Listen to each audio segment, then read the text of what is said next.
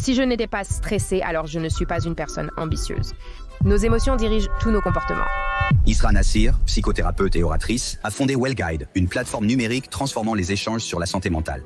Thérapeute agréée depuis plus de 10 ans avec des certifications de l'Institut Beck et d'autres institutions réputées. Dans la vingtaine, j'ai beaucoup étudié et tenté de lancer ma propre start-up en santé numérique. Au début de la trentaine, je commençais à voir les résultats de tout ce travail. Les gens me disaient souvent que je devais être tellement heureuse d'avoir accompli cela. Mais au fond de moi, je ne le ressentais pas du tout. Il y avait un tel écart entre la façon dont les gens voyaient ma vie et la façon dont je la voyais. Alors, j'ai fait un peu d'autodécouverte sur la dépression et je ne correspondais pas aux critères pour cela. Je me suis donc dit que si ce n'était pas ça, alors il y avait quelque chose. J'ai donc éliminé l'élément principal. C'est donc à ce moment-là que je suis vraiment entrée dans cette exploration de ce qu'il se passe. Elle promeut la croissance personnelle et le bien-être émotionnel des individus. Son expérience multiculturelle au Pakistan, en Arabie Saoudite, à Toronto et aux États-Unis nourrit sa vision unique des défis interculturels et des transitions. Nous vivons tellement plus heureux, nos vies deviennent tellement plus riches lorsque nous comprenons nos émotions et que nous pouvons gérer les difficultés. Les choses n'ont pas besoin d'aller vite. Il y a beaucoup de valeur à aller lentement aussi. Sa mission d'inspirer des conversations significatives, renforcer la confiance et améliorer la santé mentale pour tous, rejoignez sa newsletter bi-hebdomadaire pour des perspectives, recommandations et outils pour transformer votre voyage. Réécrivons ensemble le récit sur la santé mentale. Bienvenue dans Success Story, votre podcast animé par Scott Clary, faisant partie du réseau HubSpot.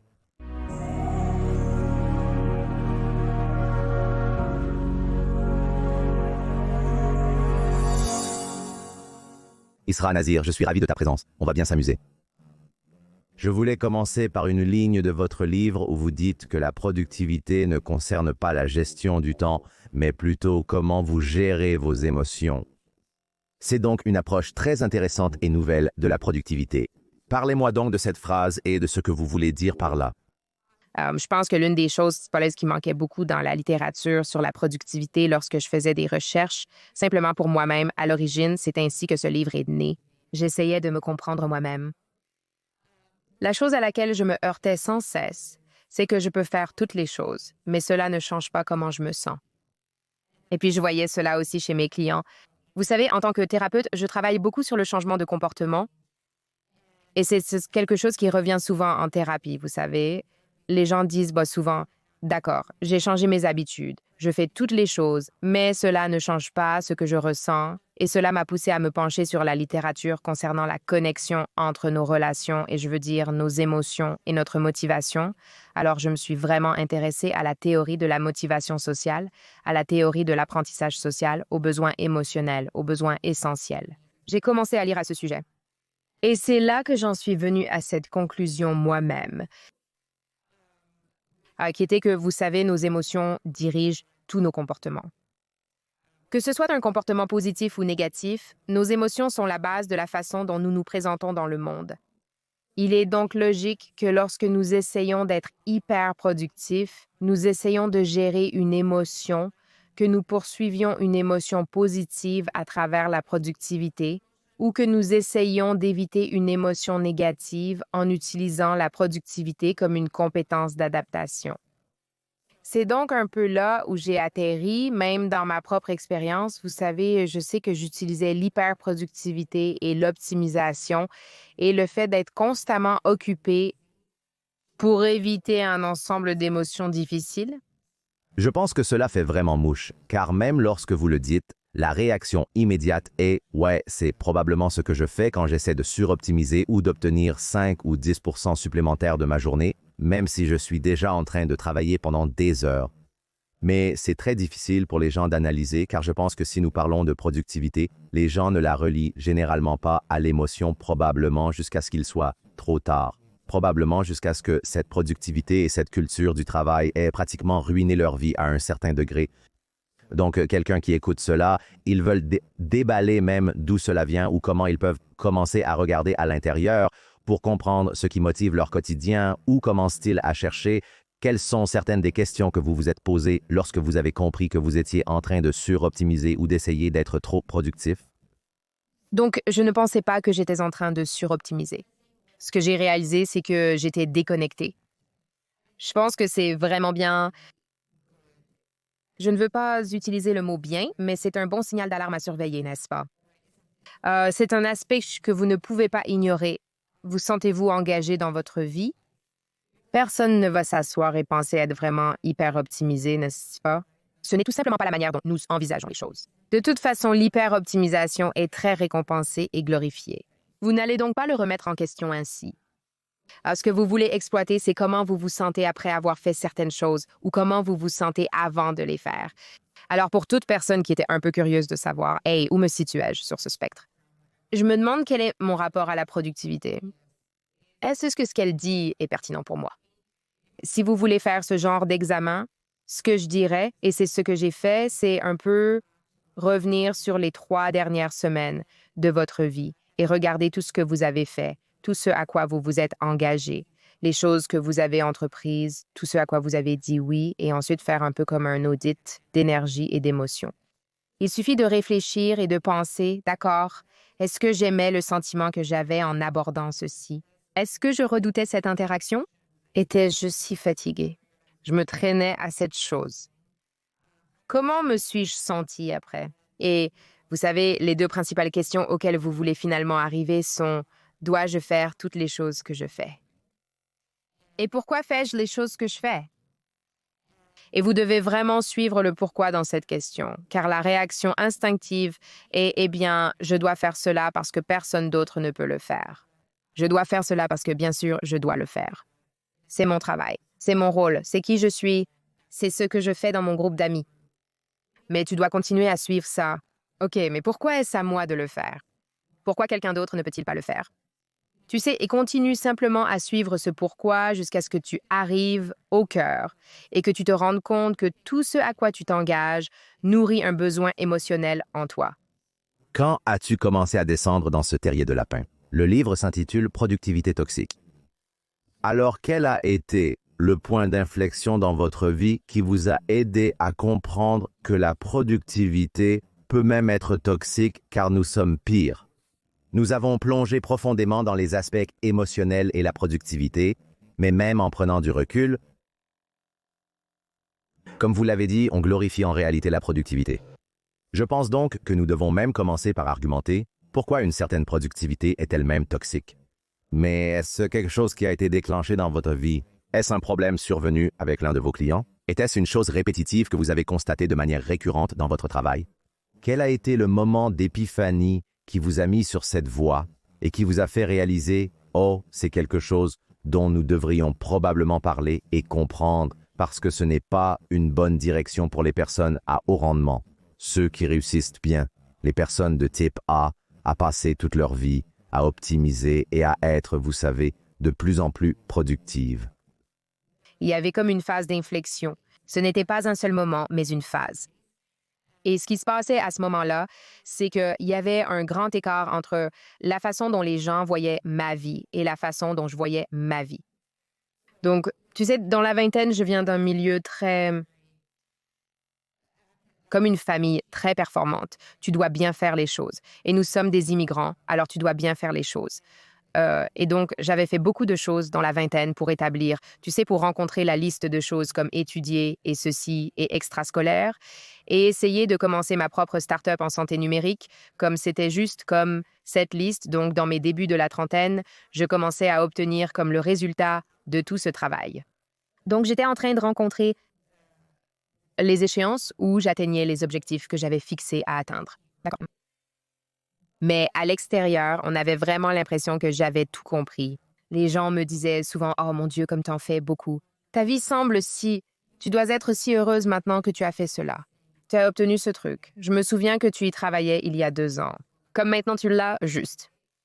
Tu fais toutes ces choses. Tu fais toutes ces choses. » Mais comme il y avait un si grand écart entre comment les gens voyaient ma vie et comment je voyais ma vie, et c'était continu partout où j'allais. Les gens me disaient ces choses, mais à l'intérieur, comme je ne le ressentais pas.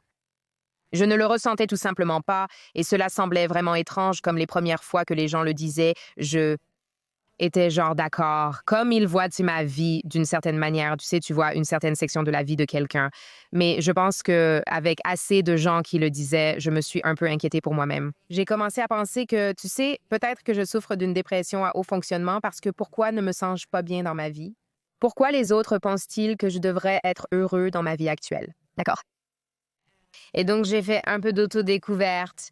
J'ai fait comme un auto-évaluation sur la dépression et je ne rencontrais pas les critères pour cela.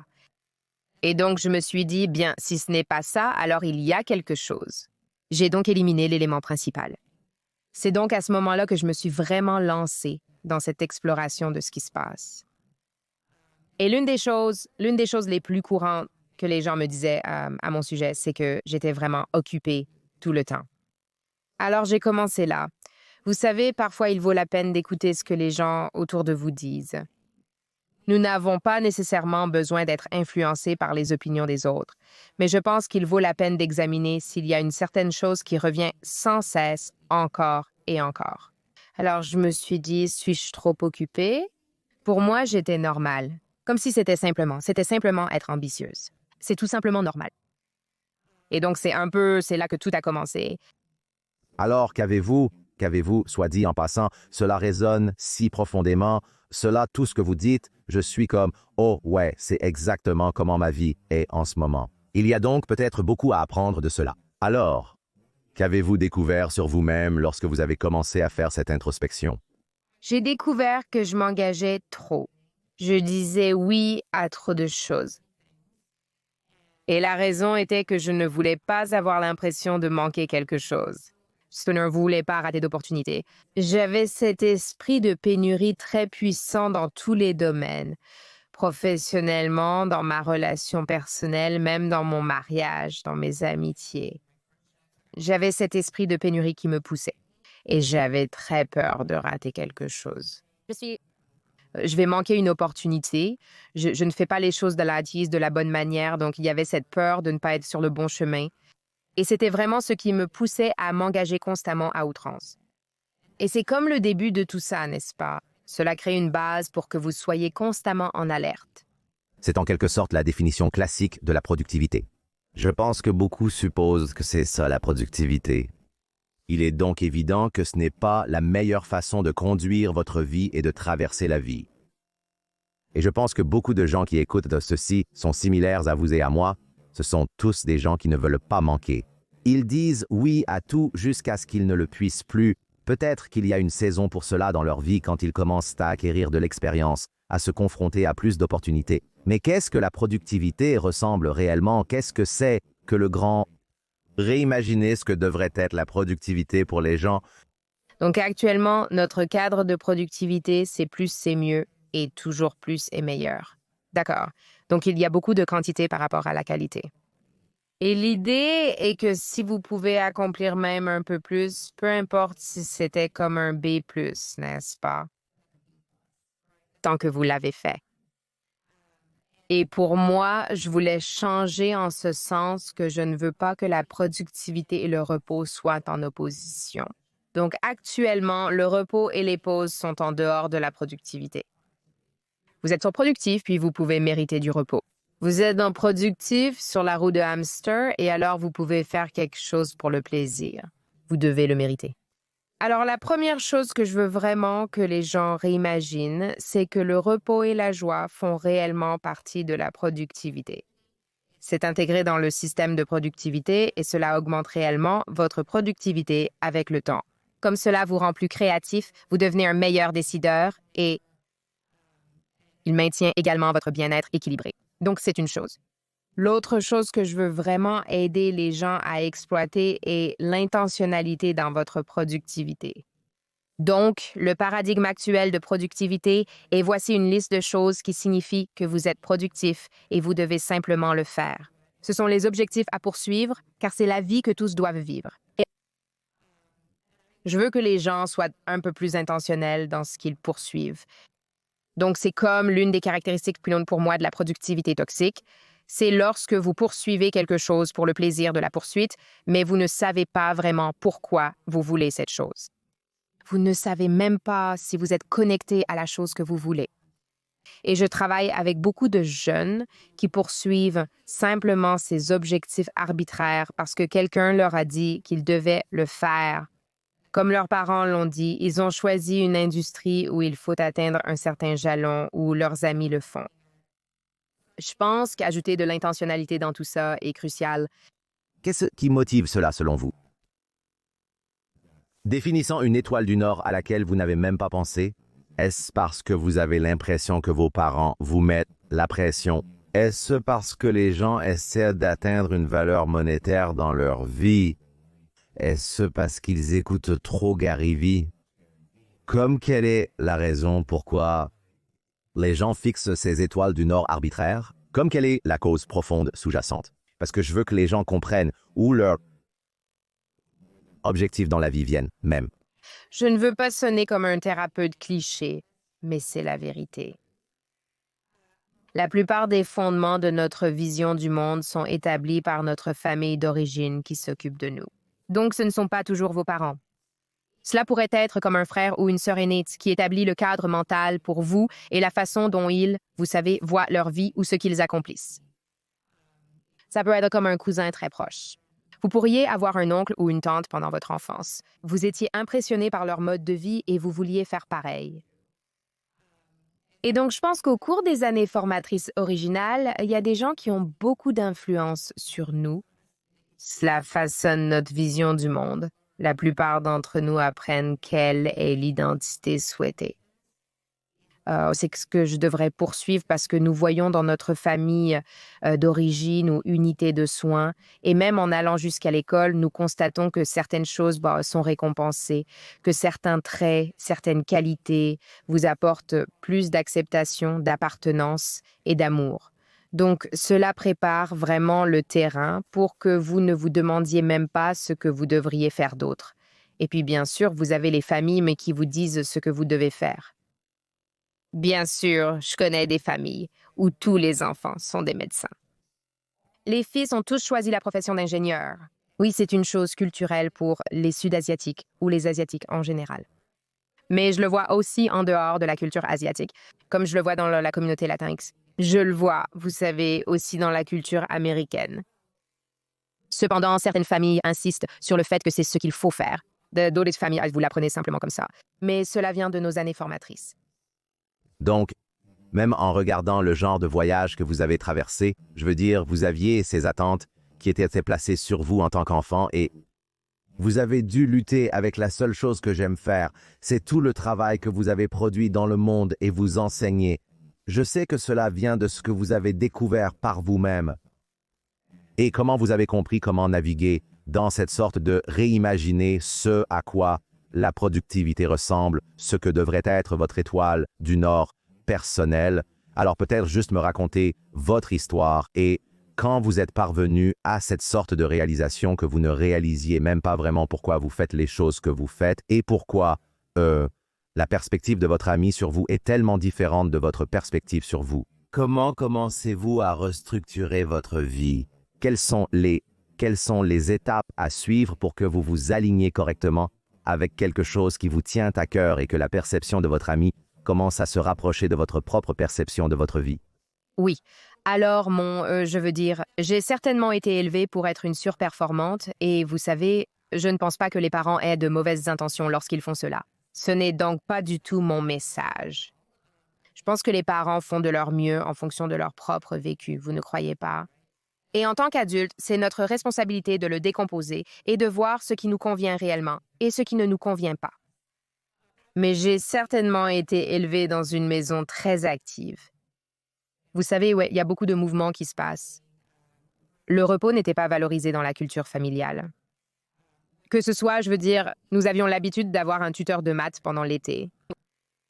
Nous allions au Pakistan pour les vacances d'été et ma mère prenait un petit tuteur pour nous, comme un enfant du quartier.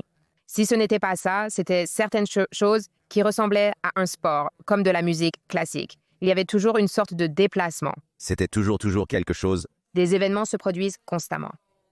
Parce que je n'ai jamais réellement vu mes parents se détendre et traîner, comme je n'ai jamais vu mes parents simplement allongés sur le canapé ou dormir tard ou quelque chose comme ça, ou même prendre des vacances où ils traînent simplement, comme je n'ai jamais vu ça. Alors j'ai appris que la vie est une question de mouvement vers l'avant.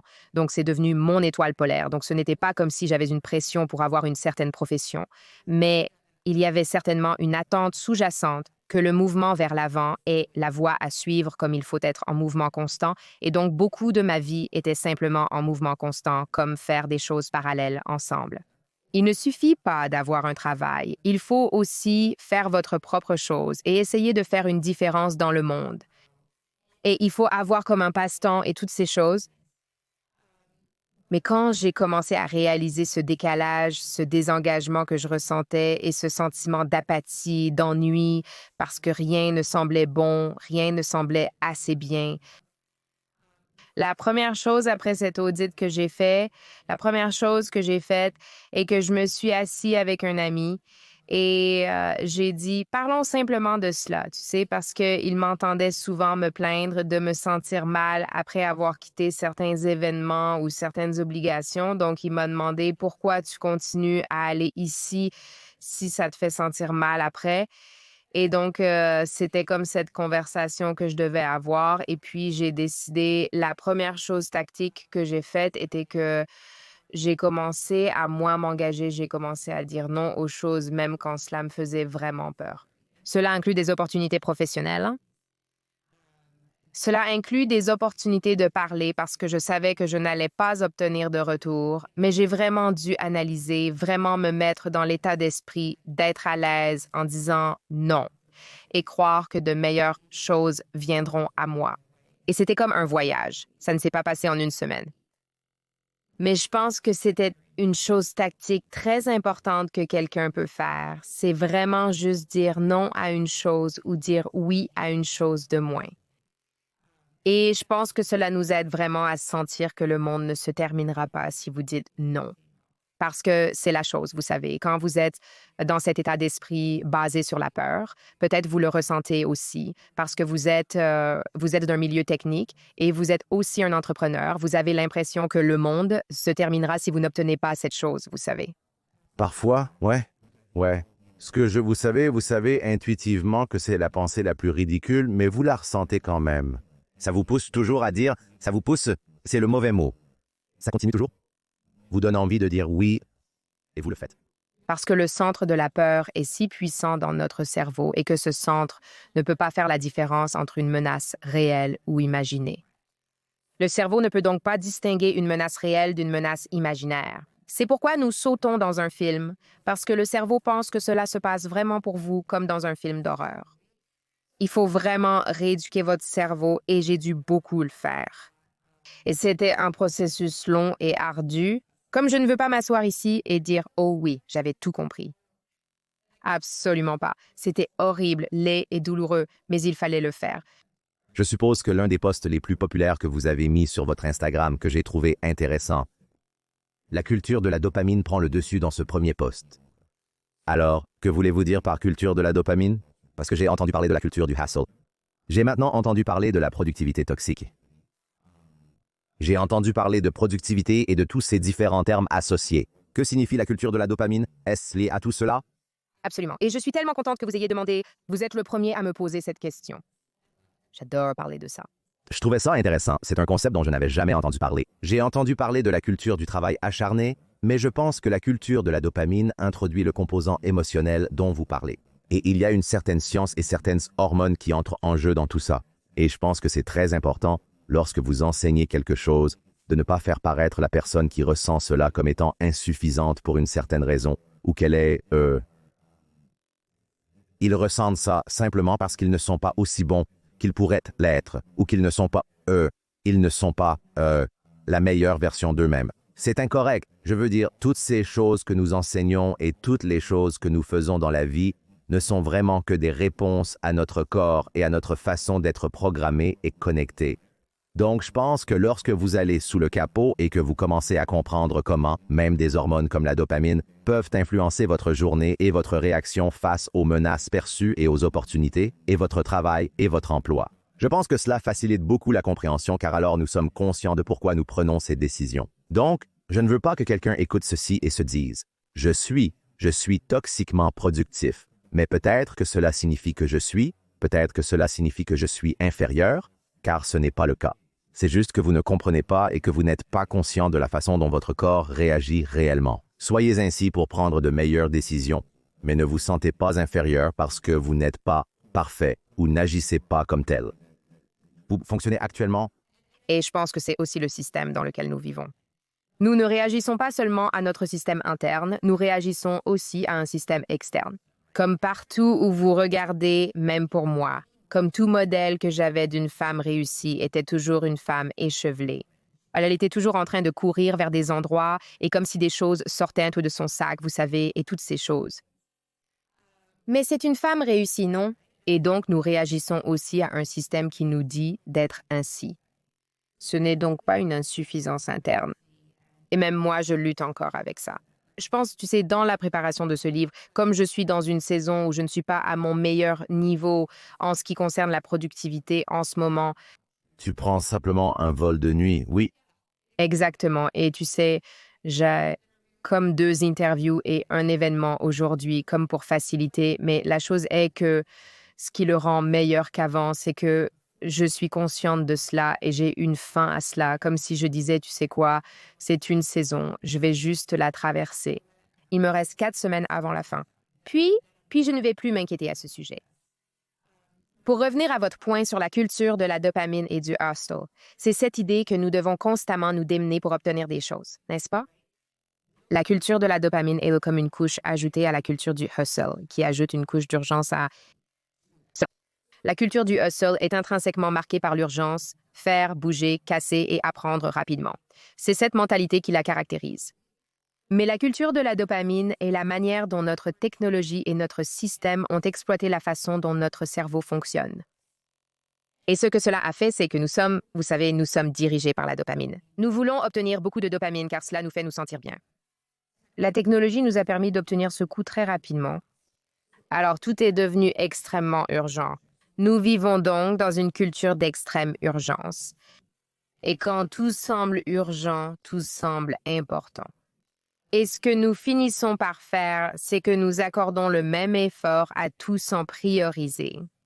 Donc, nous voyons une notification sur notre application de nouvelles, notre email et notre texte personnel, n'est-ce pas? La priorité de ces 3 éléments diffère.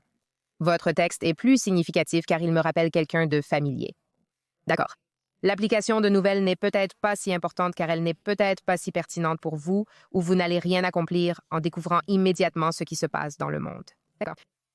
Et puis, vous avez comme les réseaux sociaux. D'accord. Donc, au lieu de les hiérarchiser et de donner différentes quantités d'énergie à chacun, nous finissons par donner la même chose à tout parce que la culture de l'urgence et la façon dont les notifications sont configurées, elles sont conçues pour exploiter la façon dont notre cerveau traite réellement l'information, n'est-ce pas? Nous obtenons la même réponse chimique. Ouais.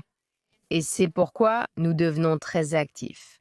Et donc, la culture de la dopamine vous maintient dans un état perpétuel de combat ou de fuite. Perpétuellement, votre système est en marche. Et c'est pourquoi les gens mangent mal. Ils ne dorment pas bien comme si tous les systèmes internes étaient déréglés. Et que voulons-nous faire? Nous voulons nous sentir bien. Le cerveau sait donc que faire cette chose procure un bien-être immédiat. Vous continuez donc à répéter l'action à maintes reprises. Et la chose la plus importante que nous perdons lorsque nous sommes pressés et sans priorité, c'est la profondeur. Nos échanges manquent de profondeur. Nos relations manquent de profondeur. Notre compréhension manque de profondeur. Les gens ne lisent pas plus que les titres maintenant. Ils ne lisent pas le reste de l'article. Alors on perd beaucoup de profondeur. Et avec le temps, vous savez, si vous voulez le ramener à la productivité, si vous continuez à faire des choses qui manquent de profondeur, le résultat sera mauvais. Le résultat sera mauvais. Et donc, je pense qu'il est vraiment important de ralentir notre processus. Je vois le lien assez clairement, donc quand tu es en quelque sorte la victime de cette culture de la dopamine, et c'est la meilleure façon de le dire, parce que comme toi, toutes ces applications et tous ces outils, ils ont tous été optimisés pour qu'ils te donnent ces coups de dopamine rapide. Alors quand tu fais ça sans arrêt et que tu n'as pas cette priorisation, c'est comme ça que la productivité devient toxique, parce que tu essayes de faire toutes les choses qui induisent la dopamine tout en faisant simultanément toutes les choses vraiment urgentes et importantes. Tu essaies de tout faire rentrer tout le temps dans chaque journée. Et c'est là que je suppose qu'à un moment donné, c'est là que l'épuisement professionnel ou c'est là que la mauvaise santé entre vraiment en jeu. Oui, je suis constamment opérationnel. Donc, vous êtes constamment actif. Et lorsque vous êtes constamment actif et que vous absorbez toujours des informations, il est très naturel pour vous de puiser dans d'autres dynamiques émotionnelles qui impactent la productivité de manière malsaine, ce qui revient à vous comparer aux autres. Si vous recevez constamment des informations sur les autres, et que ça vous donne l'impression de ne pas en faire assez, donc vous allez vous comparer, vous pourriez dire que vous ne faites pas assez bien et vous pourriez ressentir cette sorte de perfectionnisme induit par l'anxiété, n'est-ce pas? Vous pourriez commencer à vous sentir honteux, comme si vous pensiez « Pourquoi ne puis-je pas faire ça ?» comme s'ils pouvaient le faire. Et donc tout devient comme un phénomène très cyclique. Et j'écris sur ces concepts comme des chapitres distincts, mais ils se chevauchent en réalité. Comme il y a beaucoup de chevauchements entre eux et qu'il n'y a jamais un seul mécanisme qui fonctionne seul. Il devient presque cette roue d'inertie vraiment toxique qui se nourrit mutuellement. C'est fascinant. Une autre hormone dont j'ai entendu parler avant et qui m'intéresse, c'est que vous avez parlé d'être toujours pressé et d'avoir une addiction aux hormones de stress. Et je suppose que l'argument que les gens feraient, c'est que je travaille mieux sous stress ou je travaille mieux quand je suis actif ou quelque chose dans ce genre. Alors, quelle est cette hormone de stress? Ce n'est pas le cortisol. Y a-t-il une autre hormone de stress à laquelle nous devenons accros ou y en a-t-il? Comment cela se passe? Pourquoi deviendrions-nous accros aux hormones de stress du tout? Pourquoi les gens pensent-ils qu'ils travaillent en mieux sous stress? Ouais. Les hormones du stress sont le cortisol, l'épinéphrine, la norépinéphrine, sécrétées par le système surrénalien. Et cette addiction n'est pas nécessairement une vraie addiction comme on peut en avoir à d'autres substances, mais c'est comme une addiction légère, une forme plus douce qui nécessite que ce système soit très actif, car en son absence, on peut avoir l'impression que quelque chose ne va pas. Alors les gens qui disent « et j'étais comme ça », mon Dieu, je me disais, oh mon Dieu, je rédige mes meilleurs essais 2 nuits avant, comme si c'était mieux, tu sais, ton processus. Mais la réalité, c'est que tu procrastines parce que tu es anxieuse.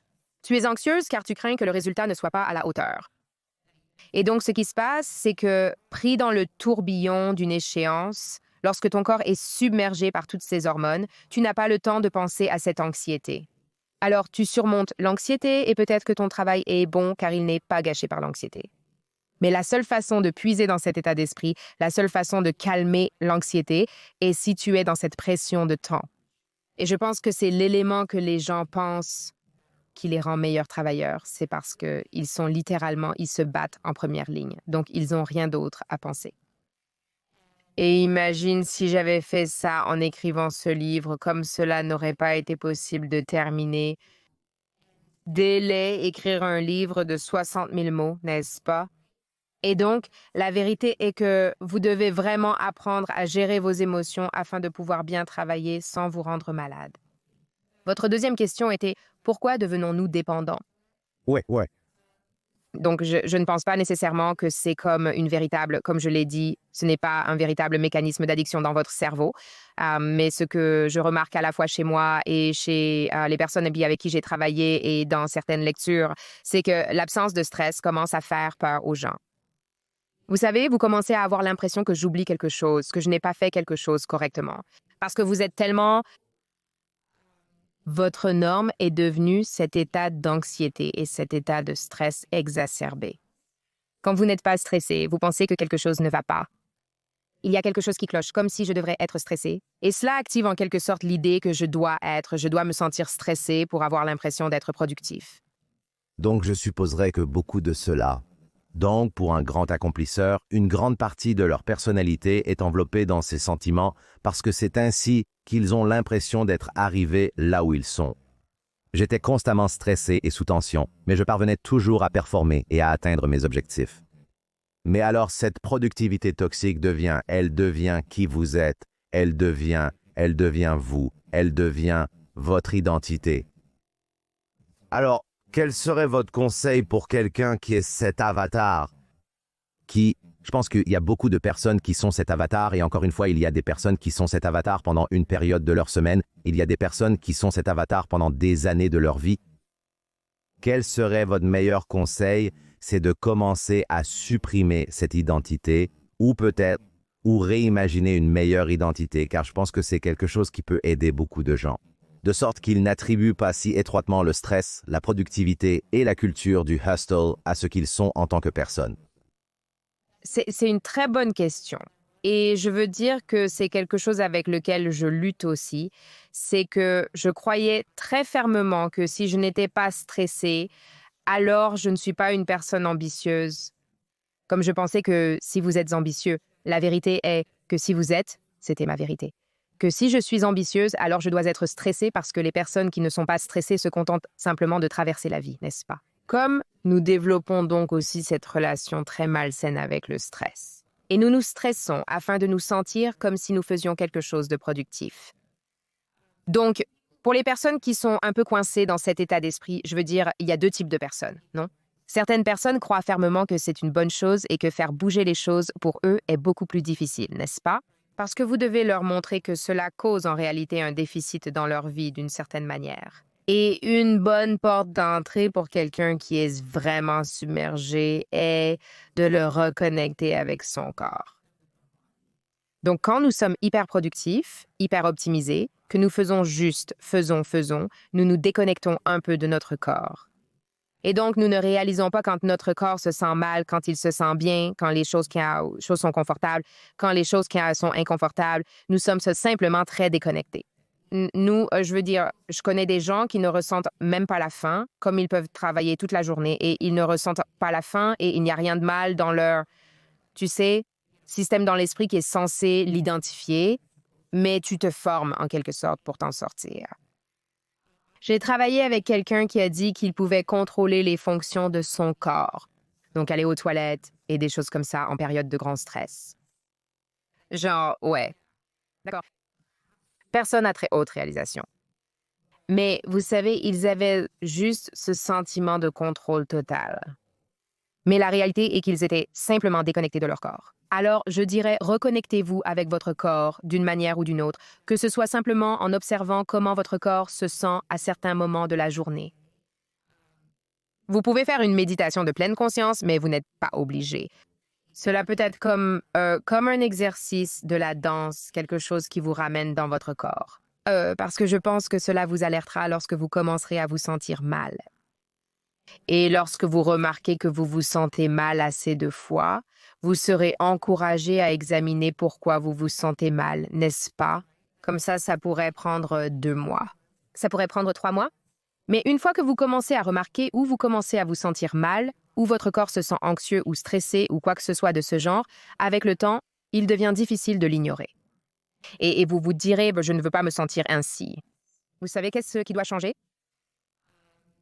Pour les autres personnes dont l'identité est très imprégnée de cet état d'esprit, ce qui se passe, c'est que dans la productivité toxique, 3 choses se produisent, n'est-ce pas? D'abord, vous vous concentrez uniquement sur les résultats. Deuxièmement, tout le reste devient secondaire face à ce résultat.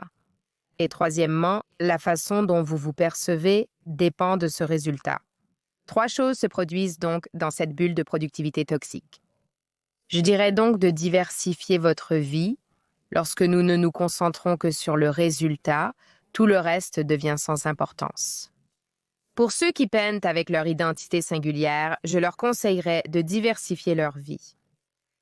Voyez si vous pouvez ajouter à votre vie d'autres choses qui n'ont rien à voir avec le résultat et la productivité. Essayez de traîner avec vos amis juste pour le plaisir, sans rien faire, sans aller à un concert, sans aller dans un restaurant étoilé au Michelin, vous savez, rien de tout cela. Comme simplement s'asseoir et traîner avec vos amis. Voyez si vous pouvez vous adonner à un passe-temps qui n'a d'autre but que celui de vous occuper. De cette façon, vous pouvez commencer à voir que vous êtes plus que vos résultats. Malheureusement, les personnes vraiment coincées dans cette situation ne savent pas vraiment qui elles sont en dehors des résultats et des réalisations. Je ne le savais certainement pas et je lutte toujours avec ça. C'est vrai, c'est parfois très difficile pour moi de me recadrer. J'ai écrit un livre entier sur le sujet. Mais les humains restent des humains. C'est ça, comme si c'était difficile. Il est difficile de sortir de cette mentalité. Mais une fois vu, impossible de l'ignorer. Eh bien, j'allais dire, et aussi la version extrême de ceci est lorsque votre réalisation est si liée à votre estime de soi et à votre valeur que si vous vous sentez mal, vous commencez à vous auto-médicamenter ou, je veux dire, c'est comme un café supplémentaire ou, je veux dire, il y a beaucoup d'autres choses que les gens font pour passer une journée et être à leur apogée de performance. Vous ne pouvez pas dormir, alors vous buvez ou vous prenez de la mélatonine ou vous prenez quelque chose avant de vous coucher parce que vous êtes tellement excité par tout ce que vous avez pris pendant la journée pour rester éveillé. Donc, cela commence vraiment à avoir des impacts sur la santé, même si vous n'aviez pas toutes ces choses supplémentaires horribles dans votre corps. Mais pour sortir de ce sentiment d'engourdissement de « oh, mon corps », continue de s'effondrer à 4 ou 5 heures, eh bien vous incluez juste quelques substances supplémentaires dans votre routine quotidienne. Et soudain, je peux continuer pendant 3 à 4 heures de plus. Ouais. Je suis certain que vous rencontrez souvent ce genre de situation avec de grands réalisateurs. Ouais. Et puis aussi, pendant que vous faites ça, pendant que vous manipulez votre corps pour, vous savez, vous plier à votre volonté, au lieu de vous connecter à votre corps et de reconnaître que votre corps a son propre rythme, vous vous isolez également de la communauté, n'est-ce pas? Les personnes qui sentent qu'ils sont vraiment piégées dans un état d'esprit de productivité vont même élaguer leurs amitiés pour voir qui est le plus pertinent pour leurs résultats. J'ai vu cela se produire avec le temps. Juste même dans ma vie personnelle, j'ai vu cela se produire avec des gens. Ils arrêteront de traîner avec de vieux amis parce qu'ils n'ont pas le même style de vie ou les mêmes ambitions ou les mêmes objectifs, n'est-ce pas? Parce qu'il y a cette idée que vous devez constamment vous entourer de personnes dont vous pouvez devenir la moyenne. Et donc, nos relations deviennent transactionnelles et nous devenons plus solitaires. Et que faites-vous quand vous vous sentez seul? Vous vous automédicatez, n'est-ce pas? Donc, c'est sincèrement comme, oui, c'est comme un livre de productivité, mais ce n'est pas parce que je pense que ces habitudes ont réellement un impact sur notre vraie humanité profonde. Cela nous éloigne des choses qui nous rendent humains, c'est-à-dire la joie, le repos, la connexion, la communauté. Et oui, la productivité, tous ces éléments doivent de se produire, pas seulement la productivité. Une chose dont vous avez parlé dans le livre était d'être plutôt que de faire. Pouvez-vous expliquer ce concept? Quand nous faisons, nous sommes orientés vers le résultat et cela peut être dans n'importe quoi. Donc, cela peut être dans des relations romantiques. Vous pouvez vraiment mettre une étape à cela et vous mesurer. Chaque fois que vous mesurez quelque chose, vous faites quelque chose. Vous voyez donc cela très souvent dans le domaine du bien-être maintenant. Les gens font du biohacking et mesurent toutes sortes de choses dans leur corps. Et ce que cela fait, c'est que cela vous met en action, n'est-ce pas? Cela vous met sur cette voie d'action. Être, d'autre part, est littéralement se connecter avec vos sens et le moment présent dans lequel vous vous trouvez, et il n'y a aucun résultat lié à cela. Alors, à quoi cela ressemble-t-il dans un exemple? Par exemple, vous pouvez manger votre nourriture et vraiment mesurer tout ce qui entre dans votre corps, mesurer les macros ou les micros ou tout ce que les gens font, n'est-ce pas? Vous pouvez faire cela et cet acte de nourrir votre corps est maintenant devenu une action que vous mesurez pour faire des progrès. Vous avez l'impression que c'est bien et c'est mal, c'est sale et c'est propre, n'est-ce pas?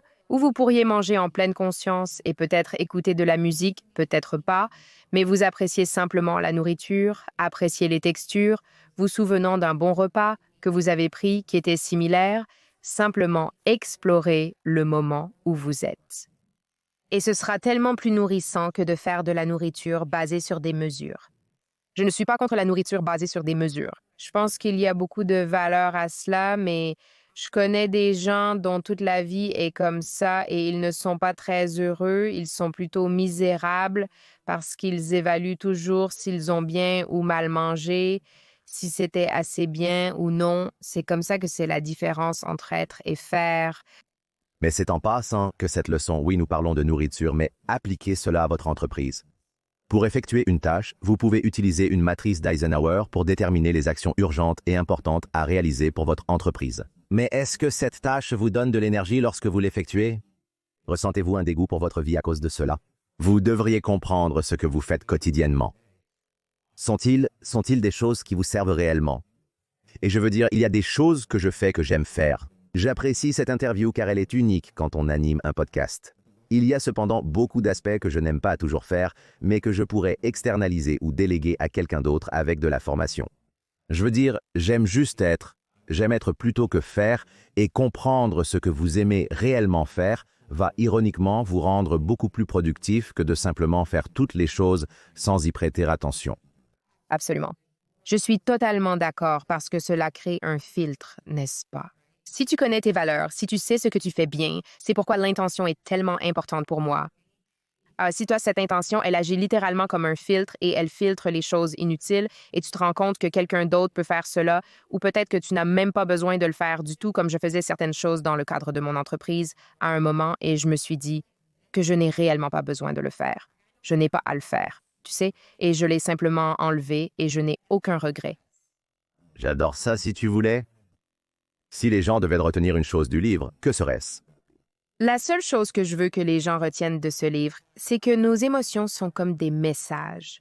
Et ce sont des messagers qui nous transmettent un message. Mais dans cette culture dans laquelle nous vivons, les émotions sont souvent diabolisées, ou nous en sommes très détachés. Et je voudrais que les gens deviennent introspectifs et se connectent à leurs émotions et apprennent le message que vos émotions vous donnent afin que vous puissiez en tirer profit. Ainsi, vous pouvez exploiter les pouvoirs et vous pouvez vous comprendre tellement mieux. C'est comme ma plus grande leçon à retenir car je suis une thérapeute et je fais ce travail toute la journée de construction de l'intelligence émotionnelle, de la sensibilisation émotionnelle et nous vivons simplement tellement plus heureux. Nos vies deviennent tellement plus riches quand nous comprenons nos émotions et que nous pouvons gérer les difficiles. Nous n'avons pas à fuir face à elles. Et la deuxième petite partie B, je dirais que ce livre est un point d'entrée comme un potentiel de changement. Je ne pense pas que nous devrions jamais commencer à lire un livre ou à écouter un podcast et penser que c'est la chose qui va changer ma vie. Ce ne sera pas le cas. Honnêtement, vous n'avez même pas besoin de lire tout le livre. Sélectionnez les éléments essentiels pour vous. Considérez cela comme un point de départ. Considérez cela comme une opportunité de mieux vous connaître. C'est mon plus grand espoir. Si les gens veulent se connecter avec vous, le livre sera disponible sur Amazon et partout où l'on peut acheter des livres. Nous le mettrons dans les notes de l'émission. Ou d'autres, voulez-vous rediriger les visiteurs à part les réseaux sociaux? Y a-t-il un site web où vous voulez envoyer les gens? Ouais, donc mon site web et mon nom complet est trinaster.com. Il possède tout, y compris de nombreuses ressources complémentaires au livre, telles que des téléchargements. Je fais de nombreuses interventions. Si vous cherchez un intervenant, vous trouverez l'information ici. Mon site web est l'endroit idéal pour obtenir toutes les informations. D'accord. Et puis vous avez tous vos réseaux sociaux là-bas? Aussi, oui, j'ai mes réseaux sociaux. Exactement, oui. Si vous pouviez revenir en arrière et dire une chose à votre moi de 20 ans, qu'est-ce que ce serait, compte tenu des nombreuses saisons que vous avez traversées dans votre propre vie? Les choses n'ont pas besoin d'aller vite. Comme il y a beaucoup de valeur à avancer lentement également. Connaître la différence entre ces deux choses est essentiel. Pour moi, tout était rapide, mais parfois plus lent, c'est mieux. C'est ce que je leur dirais.